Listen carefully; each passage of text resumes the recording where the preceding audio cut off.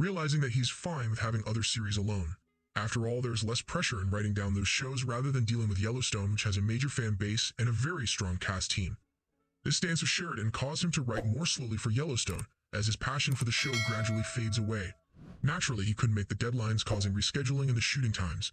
This inevitably frustrated the cast and the crew, particularly Kevin Costner, who eventually decided to leave the show. As the feud between the two got bigger, Sheridan decided to let go of the show altogether and focus on the prequels and sequels instead. So he canceled season 6 of the show and have a premature ending for the epic series. In previous interviews, Sheridan has talked about having a clear vision for the series, which suggests he may have a plan for how the story will ultimately conclude.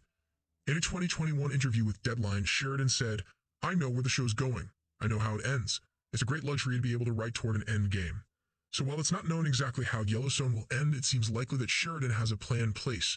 That being said, now that things are rushed, it's likely for him to make changes in his initial vision and come up with a mediocre ending that will work only as a setup for the new sequel show rather than giving a proper ending to the series. Before anything, the character of John Dutton will be killed off, which is a major change from the initial plan alone. Even if John was already supposed to die, it certainly wasn't in such a rushed way.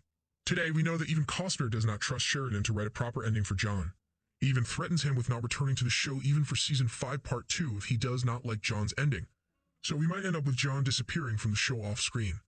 Also, we know from the statements of the Paramount executives that only the first few episodes of season 5 part 2 got written down and the rest is still waiting to be completed.